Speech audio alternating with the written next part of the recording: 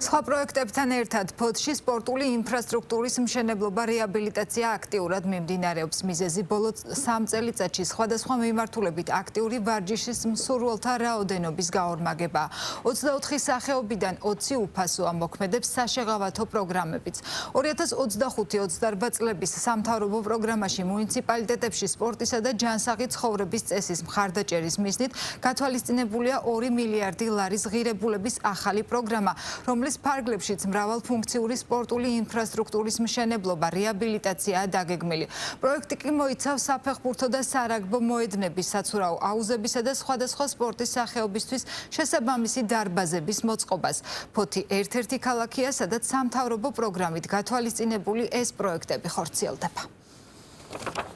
ეს ფოთის საცურაო აუზია. აქ სპორტული ჯგუფი ფუნქციონირებს, სადაც ცურვასა და წყალბურთს ეუფლებიან. ბავშვები და ახალგაზრდა სპორტსმენები აქტიურად ემზადებიან მოახლოებული შეჯიბრებებისთვის. ვარჯიშები რეგულარულად ტარდება და თითოეული მათგანი პროფესიონალი მწვრთნელის ხელმძღვანელობით გადის მოსამზადებელ პროცესს. საცურაო აუზში შექმნილია ყველა საჭირო პირობა, რათა ბავშვებმა და ახალგაზრდებმა სპორტი უსაფრთხო და თანამედროვე გარემოში განავითარონ. სპორტსმენები კვირაში რამდენჯერმე ვარჯიშობენ, სწავლობენ როგორც ცურვის ტექნიკას, ასევე გუნდურ მუშაობას წყალბურთში. მათ უკვე აქვთ მიღწევები სხვადასხვა ტურნირზე და მომავალშიც არაერთ შეჯიბრებაში გეგმავენ მონაწილეობას. როგორც თავად ამბობენ, მათთვის სპორტი არამხოლოდ გამარჯვებისკენ სწრაფვაა, არამედ ჯანსაღი ცხოვრების წესისა და დისციპლინის ჩამოყალიბების მნიშვნელოვანი საშუალება. ჩვენს აუზზე 4 წლიდან ვიღებთ ბავშვებს, გვაქვს პატარა აუზი, ასევე გვაქვს დიდი აუზი.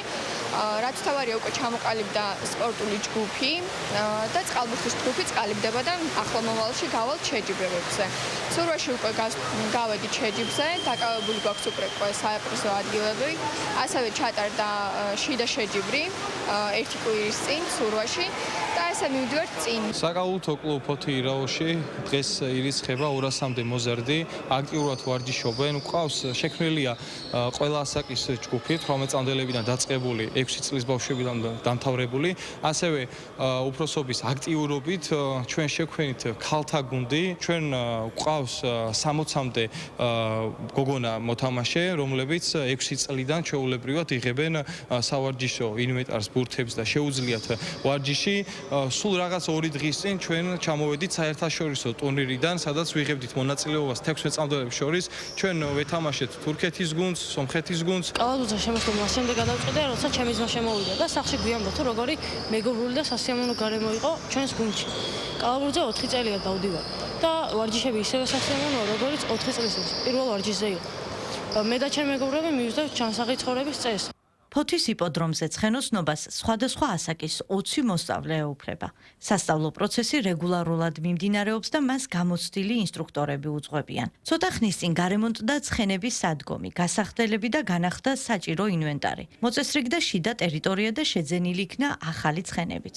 მიუხედავად განხორციელებული სამუშაოებისა, იპოდრომის ინფრასტრუქტურის დიდი ნაწილი კვლავაც განახლებას საჭიროებს. არსებული პრობლემების მიუხედავად მოსწავლეები ვარჯიშებს აქტიურად აგრძელებენ და სპორტის ამ სახეობის განვითარებაზე დიდ იმედებს ამყარებენ. ჩვენ ქალაქში არის ერთ-ერთი საინტერესო და ტრადიციული სახეობა ცხენოსნობა. აღნიშნულ სკოლაში განახლდა ბავშვთა მიღება, გადამზადდნენ მწვრთნელები და ასევე აღნიშნავ, რომ როგორც სხვა სახეობებში, აქაც აქტიურად არის ჩართული ჩვენი ქალაქის მაცხოვრებლები. საკმაოდ დიდია მომართვიანობა და კონკრეტული ბავშვები უკვე შეჯიბრებებზეც კი გადიან. ჩვენი ქალაქისთვის სპორტი ერთ-ერთი პრიორიტეტული სფეროა და ამავე დროს წარმატებულიც ჩვენ ქალაქში, კერძოდ სპორტის და ტურიზმის ცენტრში გაერთიანებულია 24 სპორტული სკოლა, რომელშიც ესე ვთქვათ ვარჯიშობს 2000 ბავშვზე მეტი. ერთ-ერთი მიმართულება, რომელიც ესე ვთქვათ დეფიციტური იყო ჩვენ ქალაქში, გახლდათ გოგონების სპორტი და სწორედ აქედან გამომდინარე მივიღეთ გადაწყვეტილება შეგვექმნა რამდენიმე წრე გოგონების მიმართულებით. სპორტის კიდევ ერთი სახეობა, რომელმაც ფოთში ფუნქციონირება ცოტა ხნის წინ დაიწყო, ფრენბურთია. დღეს ამ სახეობას 120 მოსწავლე ეუფლება. ვარჯიშები ერთ-ერთი სკოლის სპორტულ დარბაზში ტარდება და სასწავლო პროცესი რეგულარულად დადგენილი გრაფიკის მიხედვით მიმდინარეობს. ფრენბურთის ჯგუფს გამოცდილი მწვრთნელი უძღვება.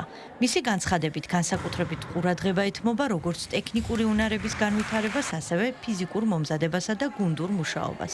სასწავლო პროგრამა მოიცავს თამაშის ძირითად ელემენტებს, ტაქტიკურ მომზადებასა და სპორტული დისციპლინის ჩამოყალიბებას. გახსნას. მიხარია, რომ ესეთი დიდი დაინტერესება გამოიწვია გოგონებში, ეს სპორტი თავისთავად მათ დისციპლინას უყალიბებს, სპორტულ ცხოვრებას ასწავლის.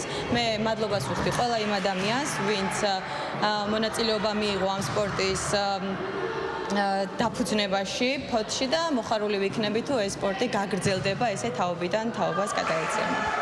ხელისუფლების ინფორმაციით, მომავალი წლისთვის ფოთში დაგეგმილია ჩოგბურთისტრის ამოქმედება როგორც ბავშვებისთვის, ასევე სპორტის ამ სახეობის მოყვარულებისთვის. ამ ეტაპზე კუნძულის სანაპიროზე თანამედროვე ჰარდის ტიპის საჩოგბურთო კორტების მოწყობა დასრულდა. პროექტი საერთაშორისო სტანდარტების შესაბამისი სპორტული სივრცის შექმნას ითვალისწინებს, რაც მომავალში ტურნირების ჩატარების შესაძლებლობას შექმნის. ფოთში პირველად დაარსდა საჩოგბურთო კლუბი მოყვარულ ჩოგბურთელებისაგან, რომელიც განვითარდა და აგრძელებს წინსვლას. ამის შემდეგ უკვე სადღაც 2026 წლის თებერვალი მარტის თვიდან დაარსდება საჩოგბურთო სკოლა, სადაც იქნება მოზარდებისთვის, ასევე ბავშვებისთვის, ასევე მოყვარული ჩოგბურთელებისათვის სკოლა, სადაც შეიძლება შესწავლათ ჩოგბურთის თამაშს, ესე რომ ვთქვათ.